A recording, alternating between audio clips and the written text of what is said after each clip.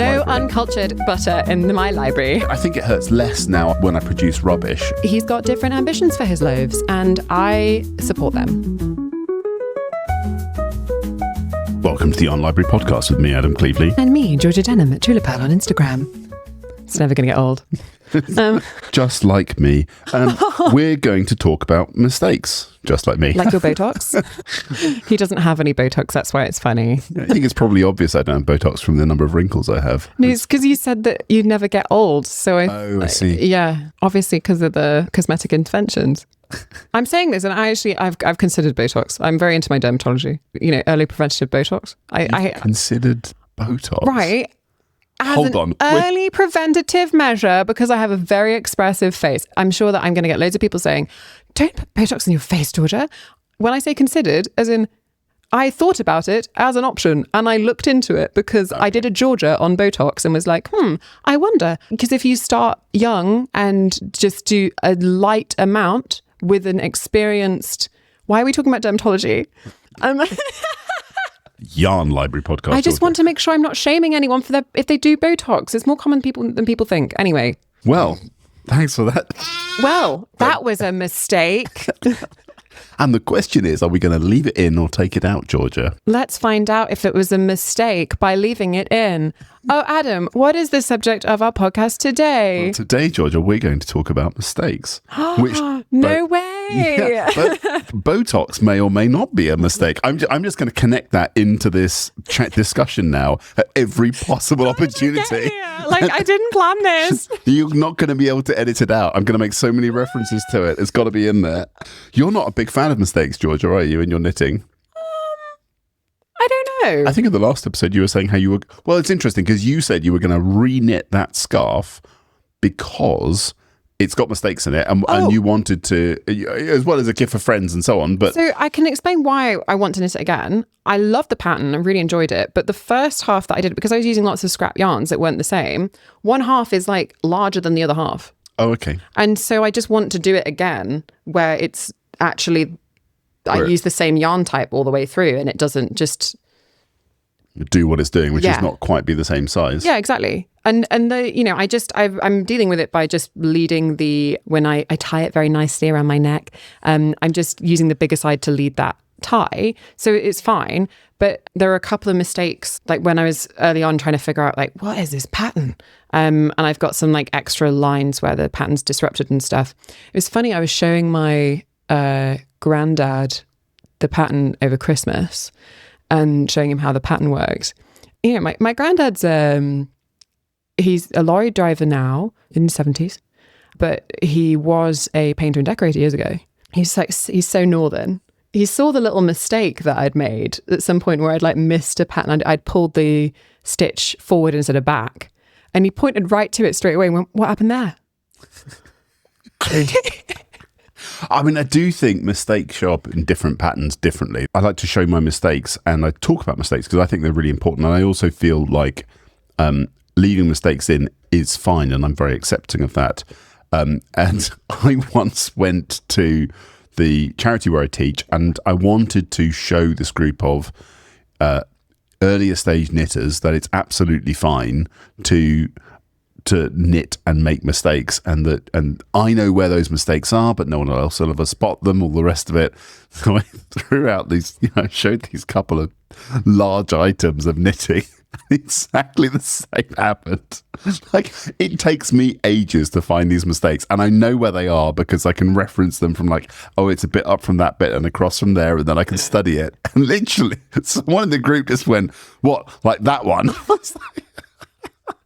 Should we do like a put on Instagram where we release this episode, like make a little reel, not a reel, but like what would you call it? Carousel? I'm so not an Instagram person. This is crazy. A carousel of our like favorite like, mistakes. Duds. Yeah. Like our knitting duds. How many mistakes can you spot in this picture? We'll look out for some mistakes. I'll take some pictures of my mistakes and I'll we'll expose them. But I thoroughly believe in just leaving the mistakes in and moving on because for me, what's important about knitting is the progress you're making, the time you're spending doing the activity, not the appearance of the finished result. And although the whole thing might be aesthetically pleasing, and I mean, you have to take the scale of mistakes. I mean, if you drop a stitch and you say, actually, I'm not going to bother, and then your whole garment unravels as a result, like maybe that's not a mistake you can live with. But I've got an example. Well, I don't want to give the game away now because I'm going to show my mistakes and ask people to spot them. But I've got on my cable jumper, I've got one cable that goes the wrong way at one point. Oh, and what a disaster. It is a disaster. But it's, it's very, very hard to spot. And there was a way to fix it. I didn't fix it. And I don't think the jumper's any worse for that. Like I just, it's handmade. It was made for me. I wanted it for what it is, and it delivers for me on what it's supposed to be. I suppose it's like how impactful is that mistake on the function of it, and what's your goal? But I think when you said, like, for you, knitting is about the process, the time spent knitting, and the learning and the growth. This kind of reminds me of like the concept that knocks around here and there. And I'd love to find out if there's like a definitive origin to it, or if it's related to any other kind of theoretical concepts on making or anything like that. But that idea of being like a process knitter versus a product knitter, have you heard about that before? Absolutely, yeah. So like if someone's motivated towards whether they enjoy doing the process, or if they want the product. And it's weird actually, because I think generally heard people say that process knitters who are interested in the actual act of knitting, i.e. you, are actually more okay with undoing things or frogging things, tinking things back to then continue. Exactly that. And I remember a conversation I had with a psychologist called Mia. She runs a podcast called Why Do You Knit? Yeah. Why I Knit podcast.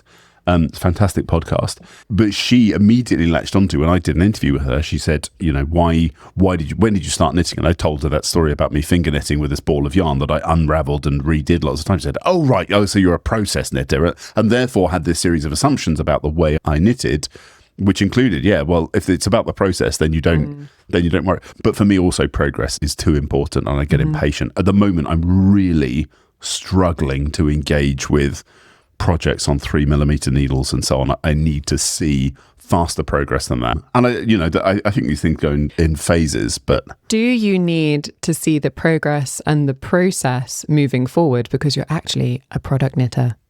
I mean, maybe that's why you're leaving mistakes. Maybe everyone's a little bit of both. Maybe it's a spectrum, Georgia. This is it. I think it's a spectrum because I struggle to define myself in either camp. And I also, it's weird when you're thinking about it, because I'm like, I feel like I get this sort of weird internalized judgment as well about like how I should be less material and be more present and enjoy the process and be mindful of it rather than being motivated by a product.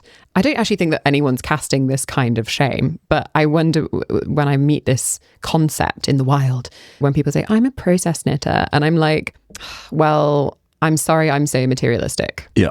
And going back to goals, right? So why do you knit? So in terms of why I knit, I think I knit for lots of different reasons at lots of different times, and understanding why I'm knitting the thing that I'm knitting at that time is really important. I had an incident at the weekend where I had a project which I had really wanted to work on for a long time. I had almost an hour, luxury, absolute luxury, sitting in a car by myself to be able to knit, waiting for a child in their class. And as I was knitting, after about 45 minutes, I realized I was just getting really, really cross and stressed with this thing because it actually wasn't delivering what I needed out of knitting, which was more progress than I was able to get out of it. And it wasn't that it was full of mistakes or anything, but that's a whole different area of like, why are you knitting at any one moment? And is this a time when you need to be learning something new? Is it a time when you need to be in the act of process? Do you need to be engaged in a pattern or not engaged in a pattern? And what I really needed was something just a bit more mindless because, I don't know, we've talked about the last couple of weeks, I've been working like 12 hours a day, 7 days a week. It's a lot. So when I had an hour's break, like I really needed to be able to zone out, not intensely focus on a really hard pattern, which is what that was. I feel like it's going back to the purpose of something. For me, mistakes are... how significant a mistake is and whether or not I'll go back and take it out is dependent on the goal of the thing, the goal of making the thing. Like you say, if this is because I need to do something with my hands whilst I'm in a lecture, like this morning I was knitting something, it's just not going to anyway. So if there's a drop stitch or something, it's very easy to fix that for me. Yep. So maybe I'm not so worried about tension or whatever else, but like I'm worried about functional mistakes. in the past, I feel like you sort of cast me as like, oh, Georgia really doesn't like mistakes and she always goes back and fixes them. If something is driven by a visual aesthetic, or there's like a certain pattern and I suddenly find that visually very like disruptive to the thing I'm trying to do, then I might go back because it's then going to bug me. Or if it's a functional mistake. So I'm thinking about when I've gone back. Do you remember that orange jumper where the pattern told me to use a smaller needle size for the sleeves? Yep. And then it totally changed the density of, well, as it would, the fabric in the sleeves. And Yep. then they were really tight. And I was working the decreases per the pattern, but then, chunky row arms. It wasn't comfy. And you were like, oh no, I just knit forward, like keep going. Yeah. But then when I discussed it with the people in the Rogue Yarn Club that you're very much a part of, that community, for anyone who's listening last week, they kind of got my sensory needs on that. And they said, oh, but this will bug you and you won't wear it because it will be uncomfortable. Yeah. And if it was an aesthetic mistake that was bothering me, I feel like I'd be more inclined to be like, it's not really visible and it's a quirk of it. But when it's a functional mistake, that means that I will not reach for that jumper and I won't really wear it. And then it's kind of wasted yarn, wasted time. And I really wanted to wear that jumper. So there's another example for me. I suppose my understanding of mistakes and other people's mistakes has also moved forwards quite a bit. When my cable jumper, it is a self-drafted pattern. Fundamentally, it was wrong and it had too big a neck when I started, and it took a lot of work then to patch that up afterwards and make a piece that fitted back into it. It's not necessarily a mistake, but it's not perfect. And I fancy knitting another cable jumper at some point, and I feel like, well, maybe I'll go back to that one and I'll re-knit that one because it'd be nice to have the perfect version of that, of what I originally envisaged. And that's interesting because I'm not unraveling that jumper. I'm going back with a sort of different view on, like, I think I can do this better now, and I want to see the difference in my knitting. But the other thing, when I talk to other people about mistakes, is I've started to realize, as you say, all of the different kinds of mistakes that people make, and then also all of the reasons that people are going back to their mistakes. And I think my passion for saying to people, you shouldn't fix your mistakes and you should move forwards, I think is because the biggest reason that I see that people talk about mistakes actually comes from some sort of fear of failure or fear of criticism. And that's basically the only reason that I care about anyone having this immunity to mistakes, because I think that's a really important thing to get over, and that knitting gives you an opportunity to reject that thought and to learn that you don't need to deal with that as a negative voice in your head. And I think that's where I want to, that's where I care about giving people the confidence to move forwards past the mistake, is to give themselves the proof that it doesn't matter, and the world won't end. You're not going to get criticized. It's often a traumatic event as a child or something. You got criticized for a mistake, and you bear that, and I think that's really challenging to live with. And I think knitting gives you a wonderful opportunity to move past that, because you can have this very tangible proof that I've created something I care about.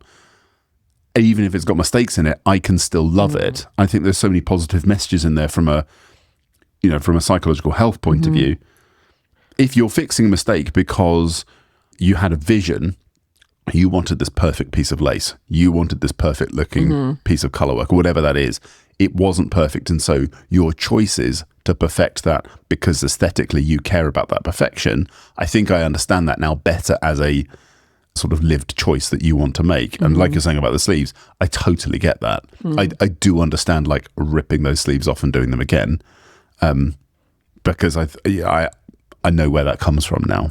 When you said being able to love it despite the mistakes, I think it's about being able to love yourself.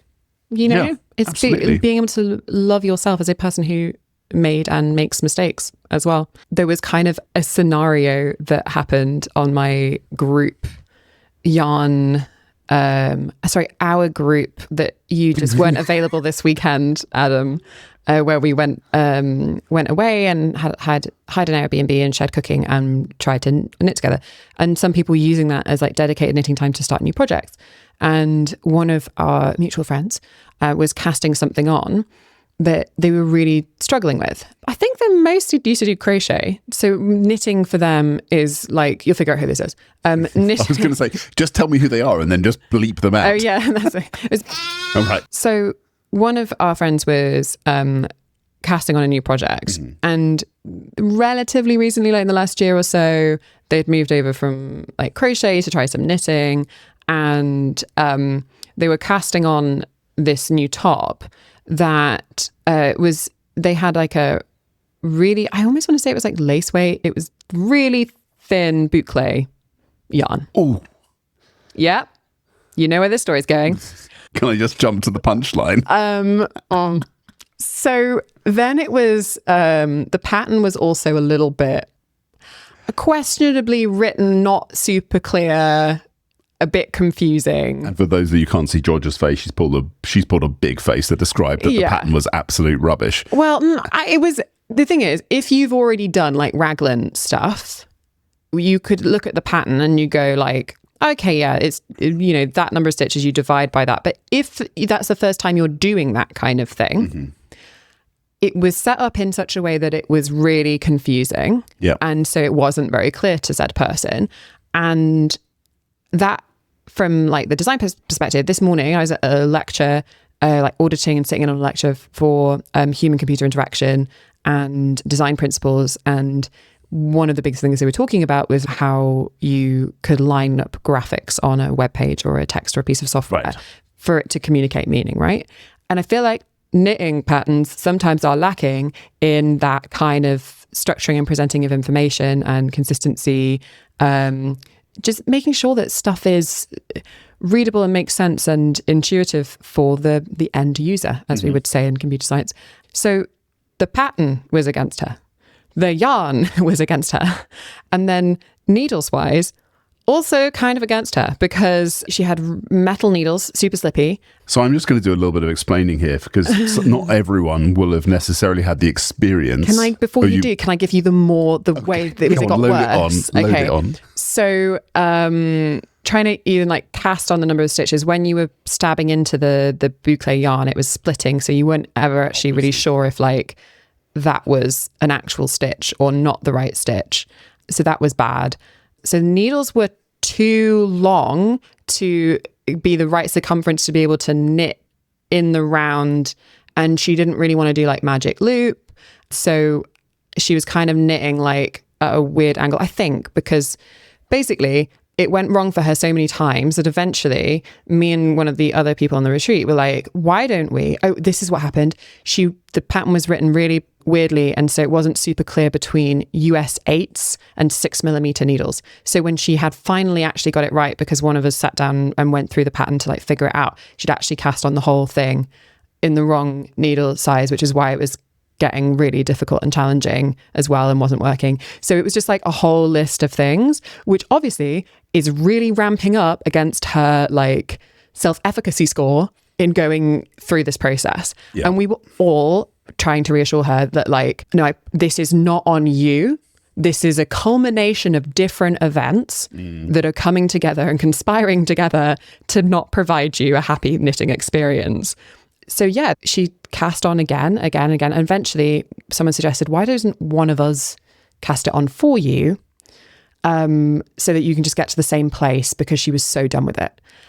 So I volunteered as tribute, and then it was horrible, like really horrible. And then I got around like the first, I've done this, but not with that yarn, not with those needles. Somewhere in the first 2-3 rows, 15 stitches disappeared. Wow. Between having totally the wrong size needles and having to knit like that, the yarn splitting like nobody's business, 15 stitches.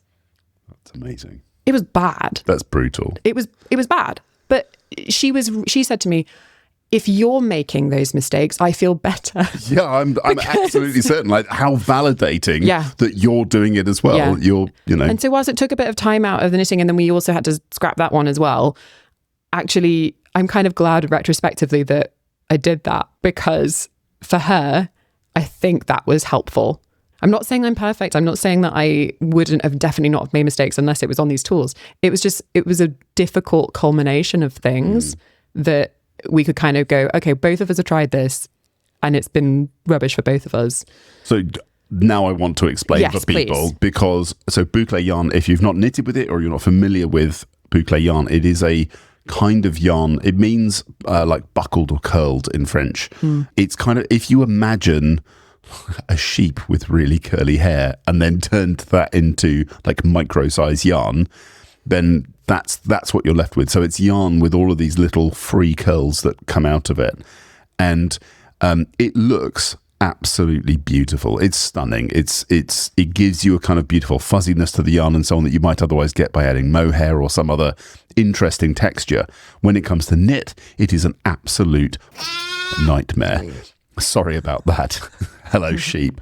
Because the difficulty with it is that you never have the certainty as to which part of the yarn you're knitting into, whether you're knitting into the core or whether you've accidentally just skewered a loop. And so when George is saying you lose 15 stitches, it's your eyes twitching. Then you literally, the needle is very possible that you knit actually into one of these little extra loops that comes off the side. You don't realize that, you keep thinking you're moving forward, but actually when you're knitting, the stitch has just come undone because it hasn't gone into a loop. It's gone into a fake loop.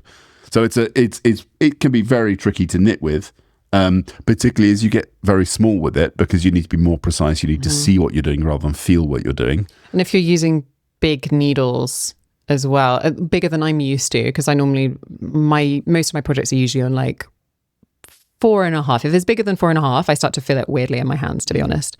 And when I was on these really big needles, just like it was just building up so much tension having on these great big needles. There's just like not much given. There's not flexibility in the yarn. So it's like you're knitting with something that you're trying not to break.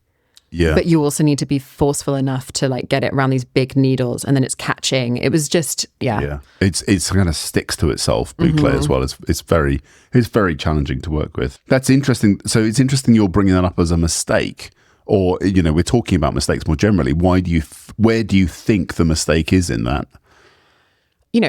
Objectively, and I'm not saying this is any kind of judgmental thing. Objectively, because we didn't get to the end result. Mistakes were made, right? Because I didn't see where I'd caught a loop instead of a stitch, and then dropped into the stitch where it expanded.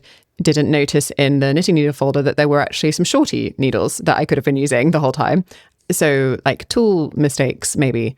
I think people are really trying to move towards like compassion and self-acceptance when we're making mistakes, that sometimes maybe people are trying to say like, oh no, but it's not a mistake. It's like they're distancing themselves from the concept of making a mistake, almost reframing it, rebranding it, rather than learning to accept mistakes almost objectively.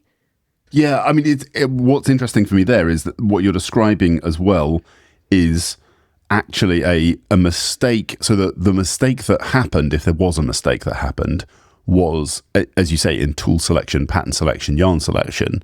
And then those mistakes, once they've happened, actually what needed to happen was a reassessment of the initial situation, which is different from the kind of mistakes that you're making a mistake when you're knitting. Yeah. So mistakes were happening when you're knitting, but nothing to do with the practice of knitting. It was all to do with the initial conditions which were set up. But I suppose if I had more awareness or experience, positive experience, forward progress experience of working with those materials and tools, even though they weren't optimum or good, like if someone had more experience of that and knew how to work around or what to look out for when that was happening, then you could say that we might not have made the same mistakes, because I don't want to completely blame the tools, because if I was more experienced with that kind of yarn and those kind of tools, I'd be knowing what to look out for. I mean, this is where groups and pairing up often makes so much difference, and it's just not unique to knitting at all. You find that in workplaces, that you find someone gets very stuck with a process and they get frustrated with it and it takes them a long time, but they will continue to do it because they're not given opportunities to question it or talk about it with someone else. And when someone else does say, why do you do it like that? It looks really frustrating and difficult for you.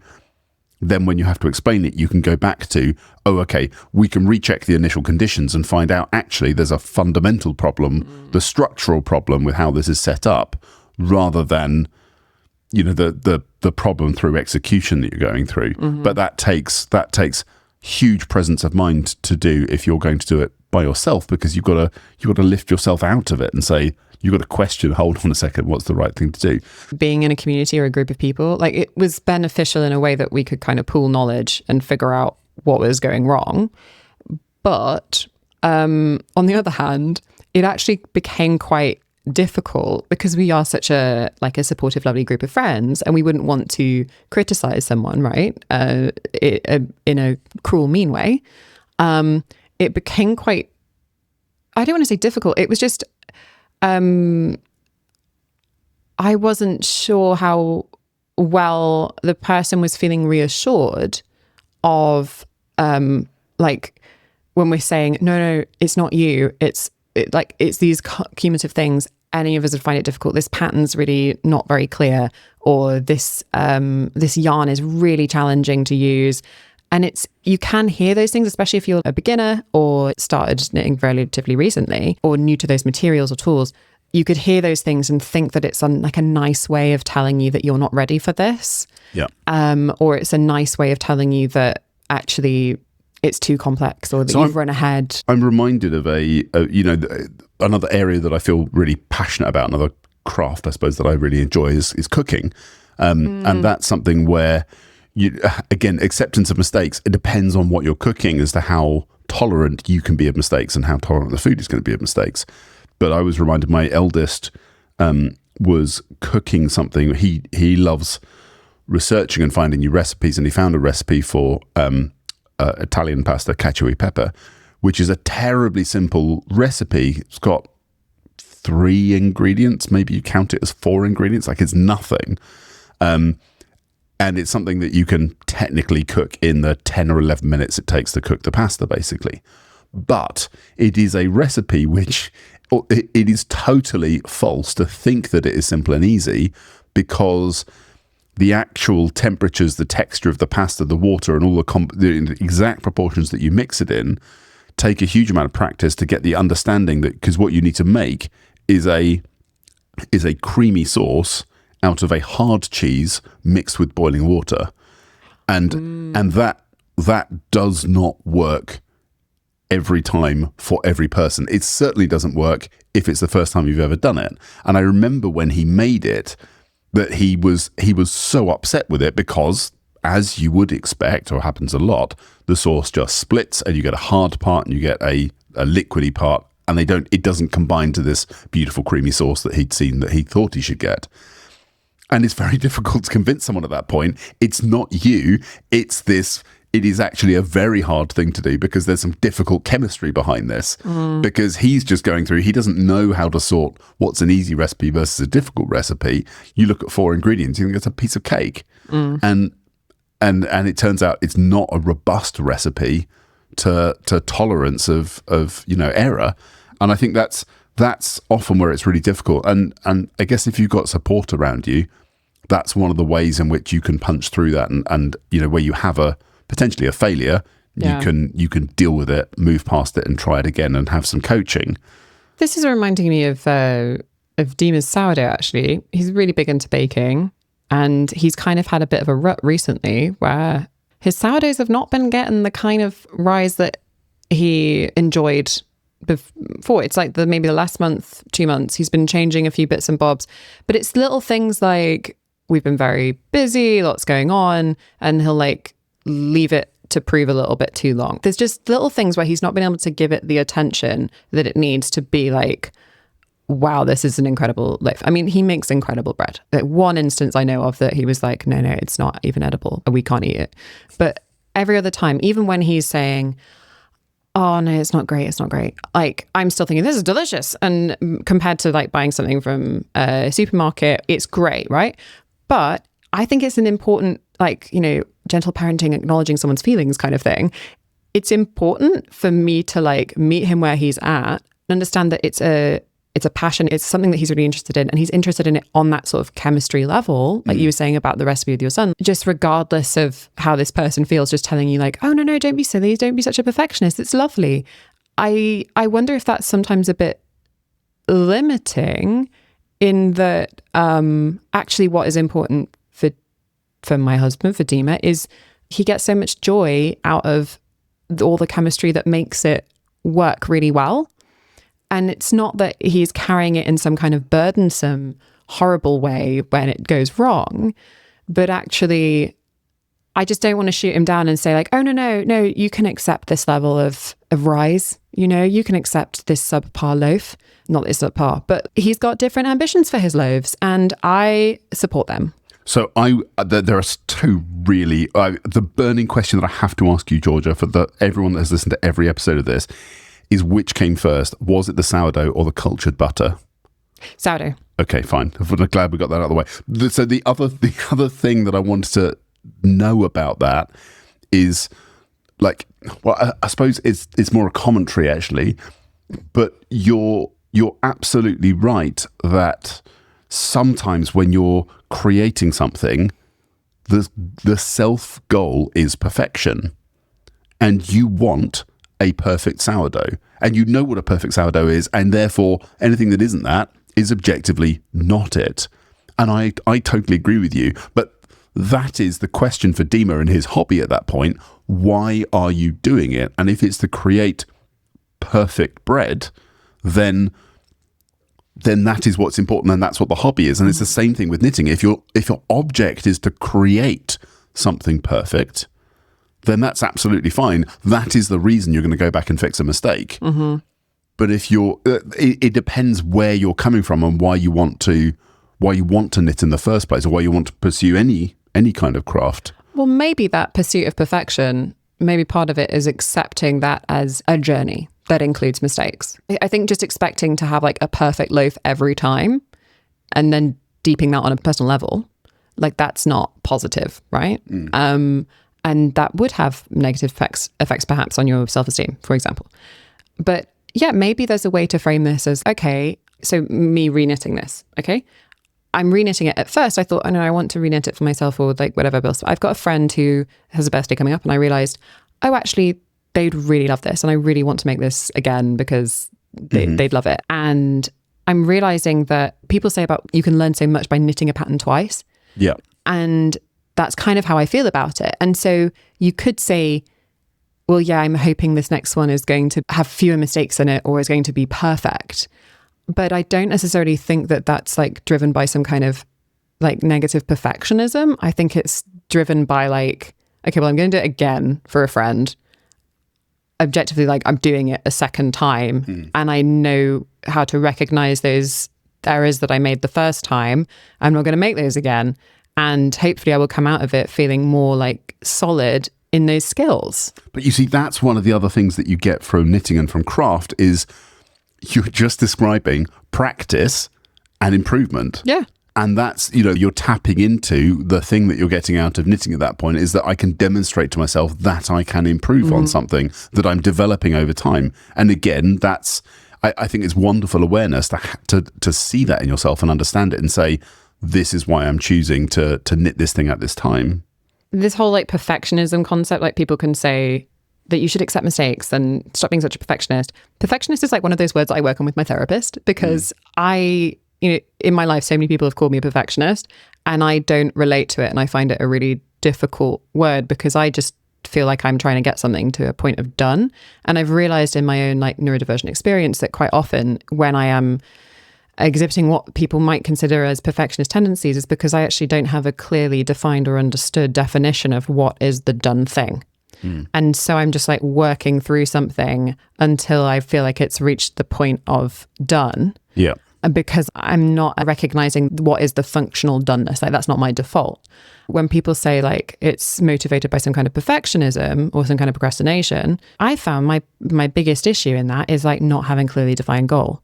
And I suppose that also comes back to purpose of like, if you've got not a clearly defined purpose for something and you're not able to split off like what's an aesthetic choice versus what's a functional choice. I remember my therapist described that actually you could think of perfectionism as a form of procrastination, and procrastination as a form of emotional regulation. So if you're being perfectionist about something, it might be that actually you could displace that with emotionally regulating in a different way.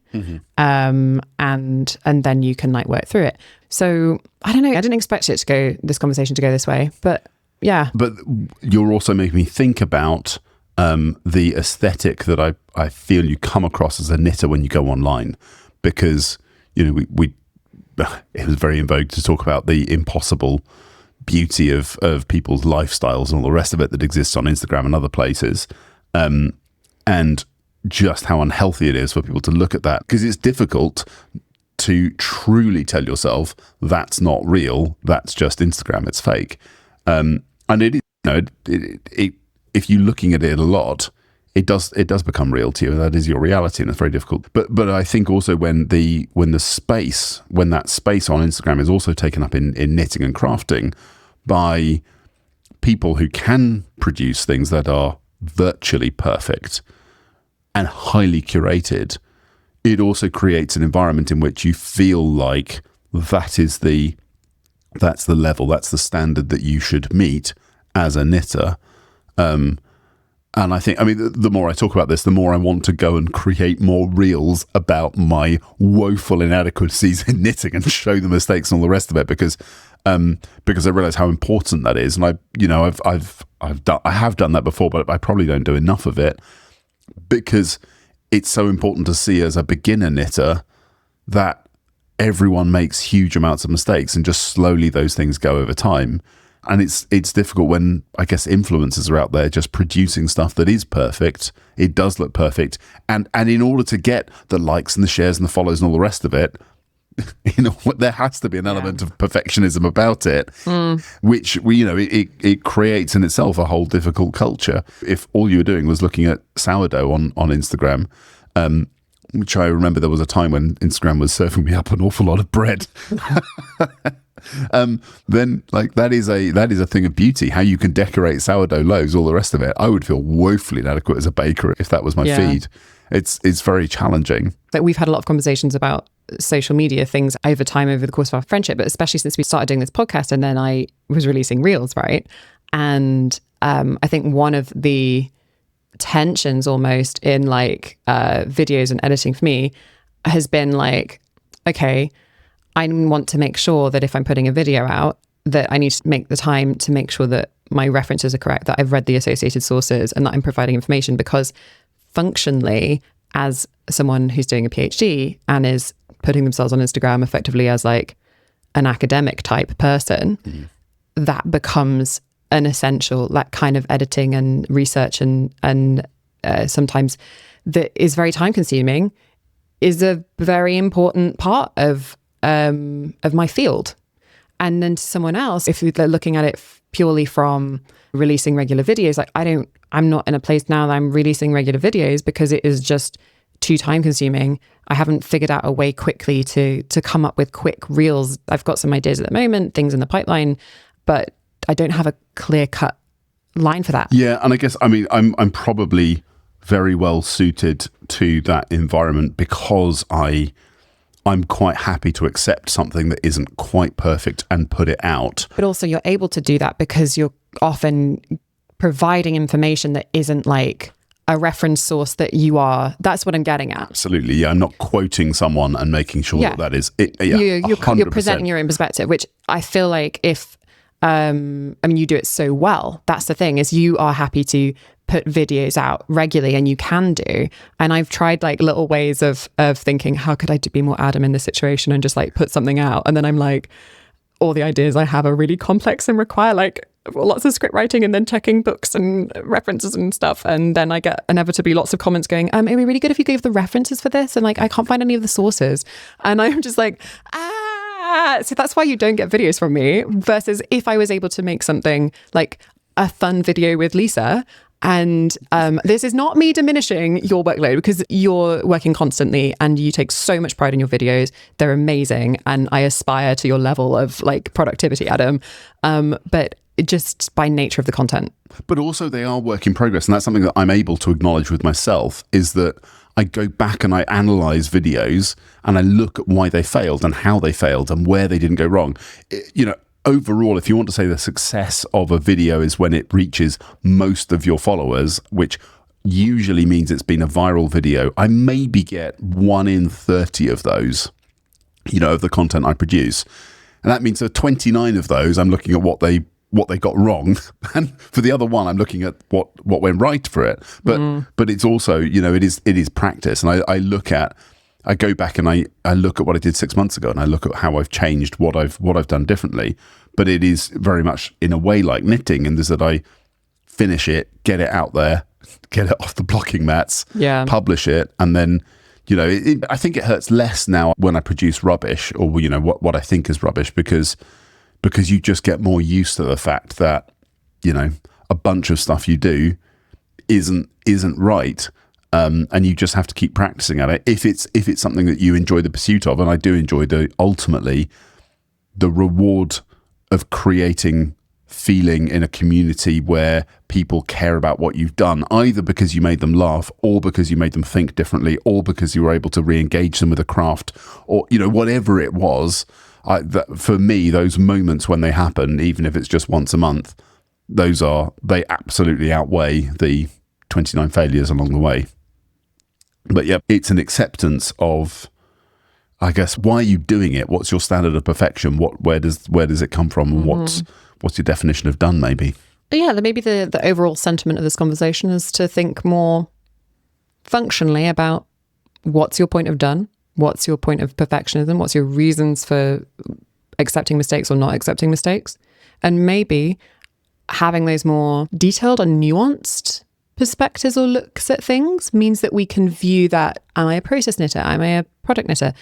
In that more spectrum, in a kind of a spectrum-y way, because you can acknowledge that, well, in this circumstances, if it was a mistake on the neckline where it was too few stitches, or... And it won't go over your head. Yeah, for example, or that it's just like slightly cutting into me here and I just can't bear to wear it, then that's very different to like misplacing a bobble or something. I suppose the other place that it comes up for me is that I know that there are some people who are, may have knitted for decades. So I would normally regard those people as highly competent knitters by virtue of their experience. That they can knit with their eyes shut. They don't need to, all the rest of it, and yet are hung up on absolutely making sure that at the end of every row that they go back and count the number of stitches. And for me, that again speaks to a lack of self-confidence that I don't... Interesting. That's different from my experience. We've talked about before that I'm overconfident, all the rest of it in some areas, but that's the kind of like thing where I want people, I wish more people would check in with themselves about why are you doing that? And if you are going to go back and correct a mistake, what is the goal of that correction? But then kind of going back to that, like looking at it from a nuanced perspective, I don't think that necessarily someone going, if they're a very experienced knitter, that they're going back after every row because they're thinking, oh God, I've probably made a mistake. I mean, maybe the person that you're thinking of, that's the case. From your own experience, you're going back and reading that scenario as, oh, it must be an insecurity that they can't trust themselves or trust experience or be willing to make a mistake. When actually I'm kind of thinking, okay, that would be a bit tedious and I would like not enjoy doing that. But I can understand if someone's really experienced and they go, over the years, I've made lots of mistakes. And now I just basically go back and I just double check how many stitches I've got, or a marker every 10. And it's fairly easy for me to do because that way I just know that I'm not going to have to deal with a mistake further down the line. And it could be just more of an objective, just like practical thing that they're doing, I love that we're going to invent the reasons here, and I'm going to agree with you. But yeah, maybe because if you're a perfectionist knitter, you want everything to be perfect. But why do you want it to be perfect? Which is an acceptable thing. Like if you want to create something that was perfect at every stage, that's a. I'm not here to judge anyone's goals. But I don't think it doesn't necessarily mean that the perfectionism is motivated just by the concept of perfection. It's motivated by, I want my thing to look like this thing. Well, it just could be the aesthetic that I want to know that when I've created this piece of lace that it is absolutely. Well, yeah, if you're doing lace perfect. work or something, it probably means that you're not going to get really confused. Like, if you go back and check every row, then you have the assurance of going like, yep, that's all good. And then you give yourself a little filter for weeding out like, oh, okay, I've made a mistake there. If you were counting every row because you were terrified that you'd done something wrong every time, then yeah, maybe you need to work on that. But like, if it's because it's a practical adjustment. The other thing I wanted to talk about, just briefly as we wrap up, is actually how mistakes in different contexts could also be reframed as, in some situations, it's innovation, an opportunity for innovation. And sometimes you make a mistake and then you realize, oh, that's kind of cool. I think I'm more willing to like make mistakes in things when I'm in like experiment mode. And knitting this new tulle, I've really enjoyed the shape and the color and the patterns and stuff. My brain's whizzing around with like different ideas of things to try. And I want to almost enter into a making space where I'm like deliberately doing some things that I know are probably going to bring mistakes up. But it's a space for creativity and innovation. As soon as we finish this recording, Georgia, I'm going to show you the contents of the 2 drawers behind you, which are literally, I've got so many swatches of my playful mistakes and innovations. I've always wondered why you keep these. That's amazing. They're in 2 drawers behind you, and I'll show you. Interesting. But no one else. They're my secret. Yeah, don't tell anyone, please. Well, the thing is that because they are my creative process, they're not. I suppose, you can't define them as mistakes. I mean, exactly. You could call them what you want, but they're but mine. I don't think mistake is just a word. Like, it doesn't have to be a burden. No. Put that on a t-shirt. Merch. Anyone? Yarn Library podcast. I feel like we've got all sorts of good quotes we could put on there. Oh yeah, for sure. If we're going to make merch though, I would want like some stick of cultured butter walking into the Yarn Library. No butter in the library. No uncultured butter in this library. No uncultured butter in my library. And that's all we've got time for this week. Thank you very much for listening to the Yarn Library podcast with me, Adam Cleaveley. And me, Georgia Denham at Tulip Pearl. I should start doing it in different accents or something. Oh my God, yes, please. Next week, Georgia in Dutch, which is one of my favourites. You've been listening to Yarn Library podcast with Adam Cleaveley at Cleaveley Knits and me, Georgia Denham at Tulip Pearl. If you enjoyed this podcast, please like, share and subscribe. And if you didn't, shh.